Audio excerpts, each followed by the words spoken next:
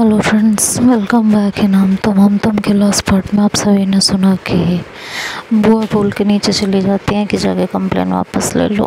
उनके जाने के बाद सृष्टि सबकी तरफ देखती है और कहती है कि दोस्ती यारी का तो कोई मतलब ही नहीं रह गया है कि नहीं। बस कोई यही नहीं समझ रहा कि मैंने क्यों जो है कंप्लेन किया, किस लिए किया, क्या रीज़न हो सकता है। नहीं, सबको तो बस अपनी करनी है,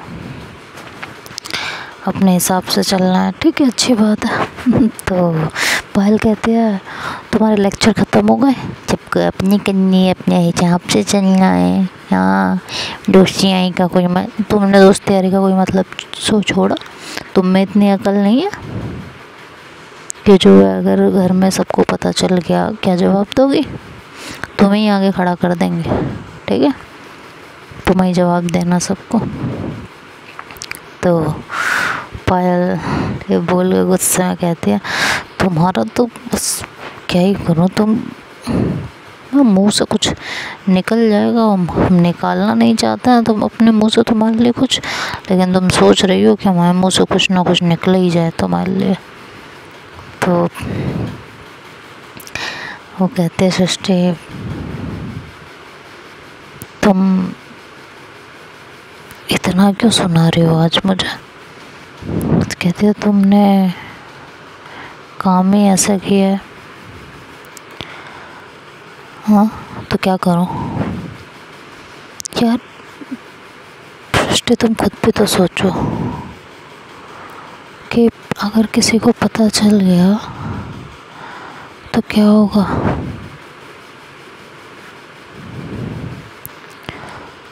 खुद का भी तो दिमाग तुम्हें लगाना चाहिए था। मानते हो कि जानते हो तुम ईशु से बहुत प्यार करती हो और ये सब बर्दाश्त नहीं कर पाए इसलिए तुमने ये कांड कर दिया, लेकिन सोचना तो चाहिए था ना आगे पीछे का। तो सोचोगे तो तुम हो नहीं कुछ भी। तो सृष्टि कहती है मैं जा रही हूँ कंप्लेन वापस करने। ये कह के वो नीचे आती है। अमान से कहती है कि चलो। अमान कहता है कहाँ? कंप्लेन वापस लेने। और कहाँ? लेकिन कहते चलो। तो कहता है मैं नहीं लूँगा कंप्लेन वापस, चाहे जो हो जाए। अब सृष्टि समझी तो अमान जिद पे अड़ गया। धीरे धीरे सभी नीचे आते हैं तो पता चलता है कि अमान कंप्लेन वापस लेने के लिए तैयार ही नहीं है। राबिया अमान के पास जाती है, बैठती है और कहती है कंप्लेन वापस ले लीजिए प्लीज़।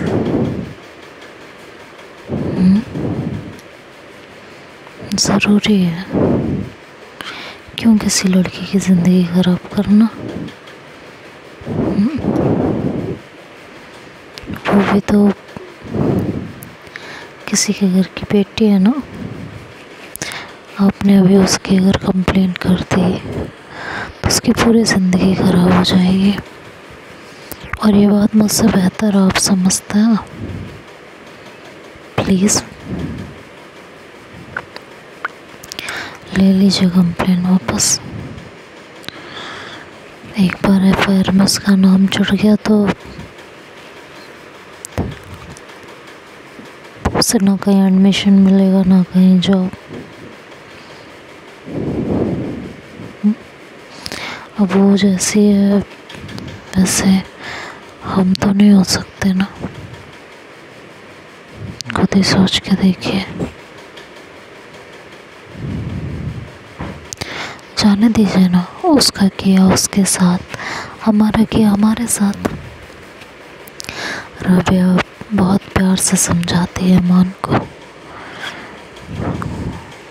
तो अमान थोड़ी देर सोचता है, कहता है ठीक है, अगर तुम सब यही चाहते हो तो ले लेता हूँ कंप्लेन वापस। तो सृष्टि अमान की तरफ देखती और कहती है हम सब इतनी देर से मैं पागलों की तरह कह रही थी चलिए कंप्लेन वापस ले लेते हैं, चलिए कंप्लेन वापस ले लेते हैं, चलिए कंप्लेन वापस ले लेते हैं, तब तो नहीं सुन रहे थे आप। राबिया के कहने पे बड़ी जल्दी समझ आ गया आपको। तो रोमान कहता थप्पड़ लगेगा गाल पे भी जोर का, चलो चुपचाप नौटंकी इंसान। आए बड़ा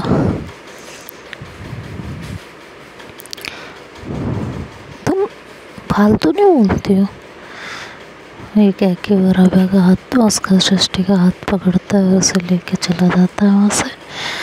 उनके जाने के बाद सबके जान में जान आती है। सब कहते थैंक गॉड यार, मुझे तो लगा था आज गजब ही हो जाना है,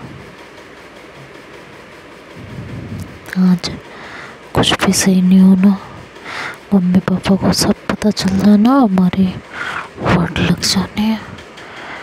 बट भगवान का शुक्र है कि इन लोगों ने हमारी बात मान ली, नहीं तो लंका लग जानी थी सही में।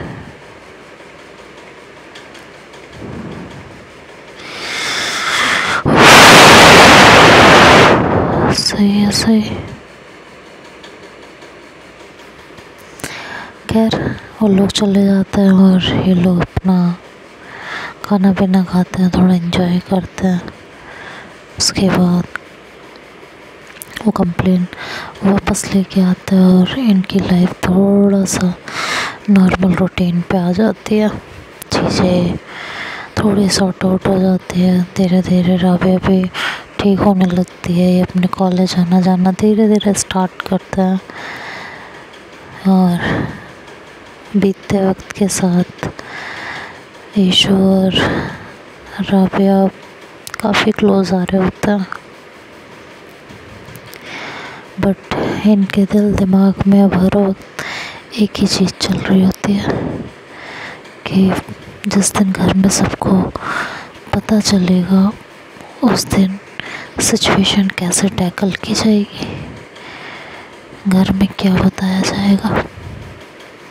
इस बात को लेके जब भी राबिया बात करने की कोशिश करती है ईशु से, तो ईशु कह देती कि जब होगा तब देखा जाएगा ना, अभी से क्यों इतनी टेंशन लेना, खुद भी टेंशन लो, मुझे भी टेंशन दो, ये कोई बात तो नहीं हुई, जब जो होगा तब देख लेंगे। ये कह के वो हर बार बात डाल देती। खैर वक्त गुजरता गया, खट्टी मीठी यादें बनती गई।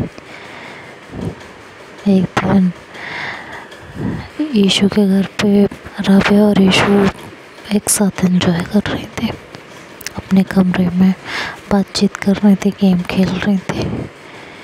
गेम खेलते खेलते दोनों एक दूसरे के बेहद करीब आ गई।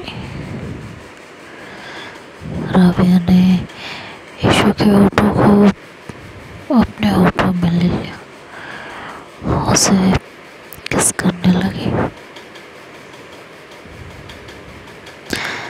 किस करते करते उसके नेक पे धीरे धीरे ईशु ने भी रिस्पॉन्स देना स्टार्ट किया और उसके बेहद करीब चली गई। राबिया के हाथ ईशु की शर्ट के बटन खोलने लगे। दोनों एक दूसरे में गुम थे कि तभी दरवाज़ा खुलने की आवाज़ आई, तो दोनों हड़बड़ा के एकदम से अलग हुए। लेकिन तब ईशु की मम्मी ये सब देख चुकी थी और कहने लगी कि ये क्या हो रहा है, क्या रहा था ये, तुम दोनों क्या कर रहे थे। दोनों सकपक आ गए थे और दोनों के पास कोई जवाब नहीं बन रहा था देने के लिए। दोनों अजीब सी हालत में हो गए थे। ईशु की मम्मी आगे आई और ईशु का हाथ पकड़ के बोला कि ये क्या चल रहा था। हाँ, ये तुम्हारे शर्ट के बटन क्या रहे थे तुम दोनों? तो ईशु कहते कुछ तो नहीं कर रहे थे मम्मा। क्या कर रहे थे? मैं जस्ट ये पूछ रही हूँ, मुझे सच जानना है, झूठ बोलने की कोशिश भी मत करना। मम्मा आप जैसा सोच रहे हो ऐसा कुछ भी नहीं है। तो क्या है मुझे वो बताओ। मैंने जो देखा वो क्या था? तुम कहती मम्मा प्लीज़ ओवर रिएक्ट मत करो प्लीज़। आप जो देख रही थी, पर राबिया से तो कुछ कहते ही नहीं बन रहा था। अभी तक ईशु की मम्मी ने राबिया से कुछ पूछा भी नहीं था।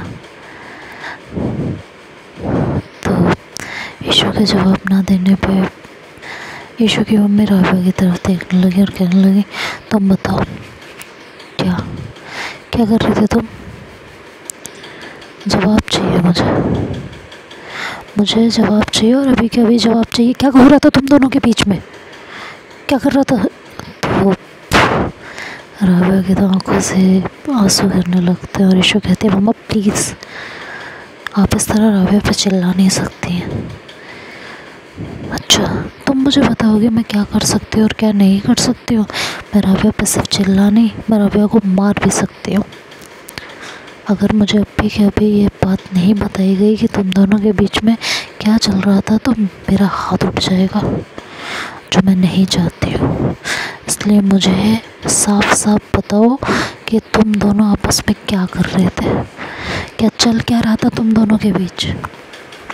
जो मैं सोच रही हूँ क्या वो सही है और कब से चल रहा था, मुझे ये जानना है। दोनों सहम चुके थे और दोनों के पास कोई जवाब नहीं बन पड़ रहा था। तो देखते हैं आगे क्या होगा, ये तो नेक्स्ट पार्ट में सुनेंगे। तब तक के लिए बाय बाय, टेक केयर।